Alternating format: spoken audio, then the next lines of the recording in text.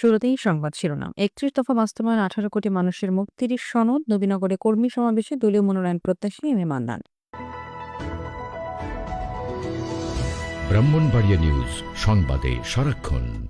বিএনপির ঘোষিত রাষ্ট্র কাঠামো মেরামতের ৩১ দফা শুধু রাজনৈতিক ঘোষণা নয়, বরং এটি ১৮ কোটি মানুষের মুক্তির সনদ বলে মন্তব্য করেছেন উপজেলা বিএনপি সভাপতি, ব্রাহ্মণবাড়িয়া জেলা বিএনপির সাবেক আহ্বায়ক ও ব্রাহ্মণবাড়িয়া ৫ আসন থেকে বিএনপির দলীয় মনোনয়ন প্রত্যাশী advocate M A Mannan.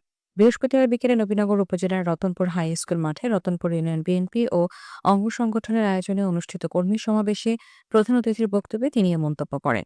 Advocate M A Mannan বলেন, বিএনপি থেকে যদি আমি দলীয় মনোনয়ন পাই এবং আপনাদের সমর্থনে নির্বাচিত হতে পারি, তবে নবীনগরকে একটি আধুনিক নবীনগর হিসেবে রূপান্তরিত করব।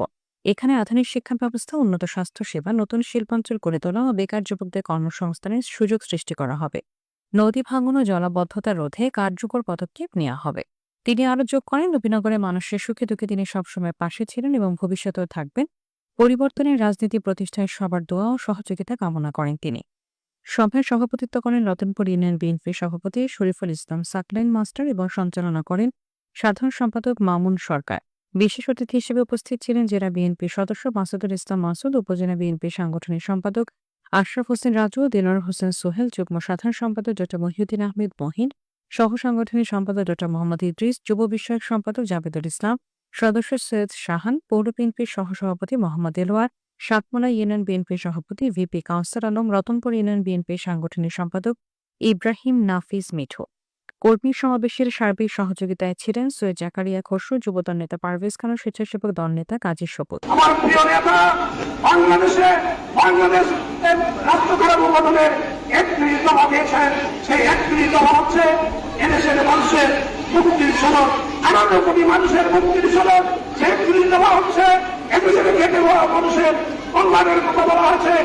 সেই ৩১ দফা হচ্ছে আমাদের কৃষক কিভাবে, কৃষকরা কিভাবে তার পর্যায়ে কৃষকগুলো পাবে, তারা কিভাবে বিনামূল্যে সার পাবে, তারা কিভাবে তাদের কীটনাশক পাবে, তারা কিভাবে বিক্রি হবে, সমস্ত কিছু ৩১ দফার মধ্যে আছে।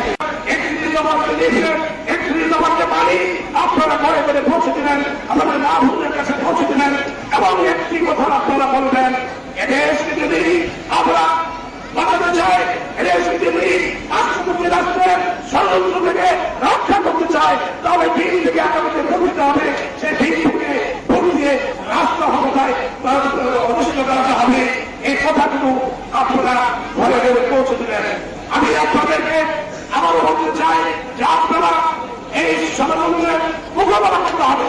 ষড়যন্ত্র মোকাবেলা করার জন্য আগামী ফেব্রুয়ারি মাসে যে নির্বাচন হবে, সে নির্বাচনে আপনারা ভোট দেওয়ার জন্য প্রস্তুত হয়ে যান। আপনারা নির্বাচনে ভোট দেওয়ার জন্য, দাঁড়িয়ে থেকে ভোট দেওয়ার জন্য আপনারা প্রস্তুত হয়ে যান। আপনাদের উদ্দেশ্যে বলতে চাই, কোন ষড়যন্ত্র এই নির্বাচন মূল্যায়ন করতে পারবে না, পারবে না, পারবে না। S M Oliullah, Brahmanbaria news.